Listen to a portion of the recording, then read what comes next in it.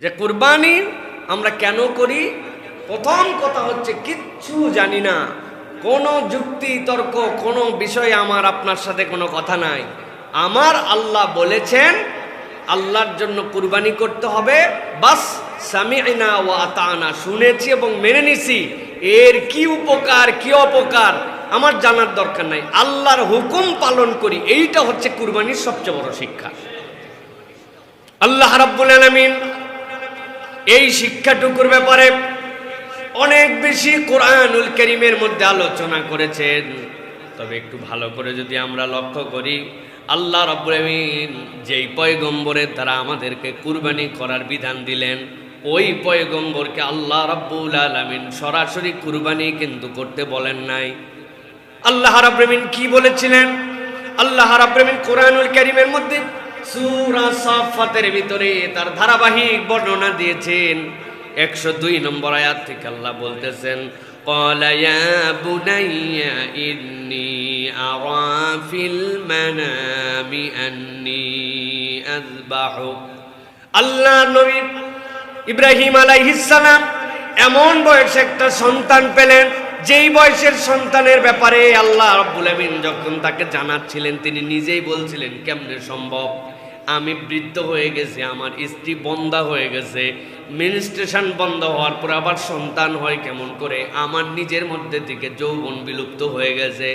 আল্লাহ বলছিলেন কাযালিক, আপনার ভাবার দরকার নাই, আল্লাহ যেমনে মন চাই তেমনি আপনাকে সন্তান দান করবেন। আল্লাহ একটা সন্তান দান করলেন। এরপর আল্লাহ রাব্বুল আলামিনের নির্দেশে তাকে ওই জাজিরাতুল আরবে বাক্কার ভূমির মধ্যে তাকে রেখে দিয়ে আসলেন। কিন্তু কলিজার মধ্যে তার জন্য আল্লাহ এমন টান সৃষ্টি করে দিলেন, পুরা দুনিয়া একদিকে তার মহাব্বত আর এই সন্তানটার তার ভালোবাসা একদিকে। আল্লাহ তাকে স্বপ্নে দেখালেন যে আল্লাহ রাব্বুল আলামিনের জন্য আপনি আপনার প্রিয় জিনিসটাকে কুরবানি করেন। এই ঘটনা জানে না এরকম কেউ নাই, ঠিক কিনা? কিন্তু ভালো করে একটু খেয়াল করেন, আল্লাহ রাব্বুল আলামিন তাকে বলেন নাই আপনি আপনার সন্তানকে কুরবানি করেন। আল্লাহর নির্দেশ হচ্ছে আপনার সবচেয়ে প্রিয় জিনিসকে আল্লাহর জন্য উৎসর্গ করে দেন। তিনি অনেক কিছু করার পরে ভেবে দেখলেন, দুনিয়ার যত কিছুই আমি ত্যাগ করি না কেন, আমি আমার সন্তানের থেকে তো বেশি কাউকে ভালোবাসি না। আল্লাহ রাব্বুল আলামিন ওই সন্তানকেও কি উপযুক্ত বানালেন।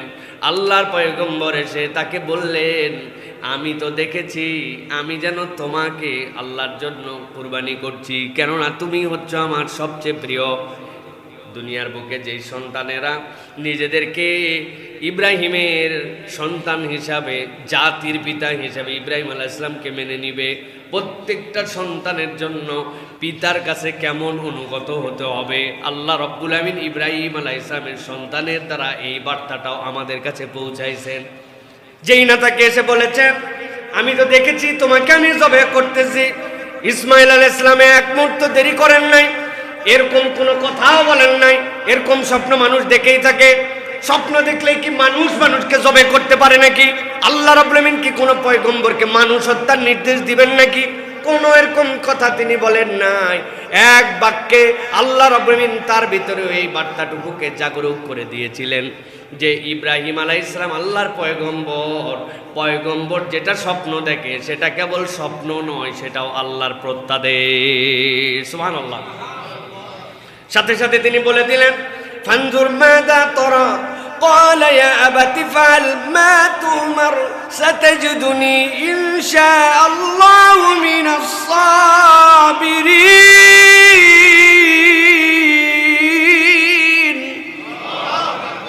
আল্লাহ বললেন, আমার ইসমাইল ইব্রাহিমের মতোই তো সে আনুগত্যশীল। সাথে সাথে বাপকে বলে দিল, যা স্বপ্ন দেখেছেন তাই বাস্তবায়ন করেন, আপনি আমাকে অস্থির দেখতে পাবেন না। আমার আব্বা বাধ্য করে ধরে বেঁধে আমাকে আপনাকে আল্লাহর জন্য কুরবানি করতে হবে না। আপনি দেখবেন আমি আল্লাহর জন্য কুরবানি হওয়ার জন্য সবরকারীদের অন্তর্ভুক্ত থাকব। আপনি আল্লাহর হুকুম পালন করতে দেরি করেন না, আমি মানার জন্য প্রস্তুত আছি। আল্লাহ রাব্বুল আলামিন এরপরে বলছেন, এই কথা বলেই আমার ইসমাইল থেমে যায় নাই। আল্লাহ বলছেন, ফালাম্মা আসলামা ওয়া তাল্লাহু লিল জাবিন। এই কথা বলে থেমে যায় নাই, দুইজনে আত্মসমর্পণ করলো। একজন কাত হয়ে শুয়ে পড়লো খানায় কাবার দিকে, তার মুখটা আর শুয়ে গেছে বাপকে পালন করার জন্য। আমার বাপকে আল্লাহ রাব্বুল আলামিন যে দায়িত্ব দিয়েছেন সেইটা তিনি যেন পালন করে। আল্লাহ বলছেন দুইজনে আত্মসমর্পণ করে ফেললো, একজন কাত হয়ে শুয়ে পড়ল। আল্লাহ বললেন, আল্লাহ এই পর্যন্ত দেখার সাথে সাথে ইব্রাহিমের জন্য আসমান থেকে ডাক দিয়ে দিলেন। আল্লাহ বললেন, ও ইসমাইল, ও ইব্রাহিম, তোমাদেরকে আল্লাহ রাব্বুল আলামিন যেই পরীক্ষা দিয়েছিলেন, যে আদেশ দিয়েছিলেন, তোমরা ওই আদেশ এখনো বাস্তবায়নের সরাসরি করো নাই, কিন্তু তোমাদের অন্তর সমর্পিত হয়ে গেছে। তোমার সন্তান শুয়ে গেছে, একটা কথাও বলে নাই। আল্লাহ ডাক দিলেন, ওয়ানাদাইনাহু আইয়া ইব্রাহিম قد صدقت الرؤيا إنا كذلك نجزي المحسنين।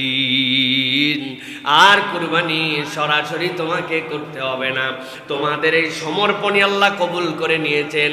আর কেবল তোমাদের সমর্পণের দ্বারাই আল্লাহ কিয়ামত পর্যন্ত আল্লাহর আদেশের কাছে যে মাথা পেতে দিবে, আল্লাহ রাব্বুল আমিন বলছেন তাদেরকে আল্লাহ মুহসিনের দপ্তরে তুলে সফল বানায়া দিবে।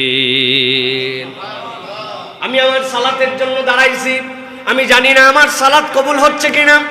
আমি আমার রোজার জন্য চেষ্টা করেছি, আল্লাহ যা যা নিষেধ করেছেন সেখান থেকে ফেরত চলে এসেছি। আল্লাহ বলেছেন হারামের সাথে সম্পর্ক রাখা যাবে না।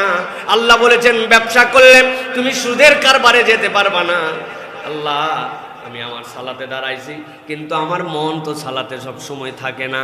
আই রাব্বুল আমিন, যেমনে তোমার জন্য নিবেদিত হতে হবে তেমনে তো পারি না।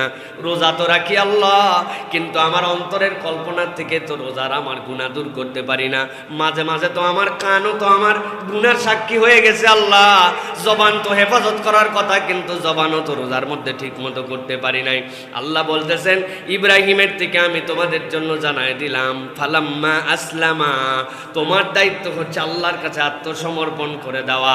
জবেহ করা লাগে নাই, তোমার আত্মসমর্পণ করার কারণে আল্লাহর বিধান তুমি তার কাছে মাথা নত করে দেওয়ার কারণে আল্লাহ কবুল করে নিতে পারে।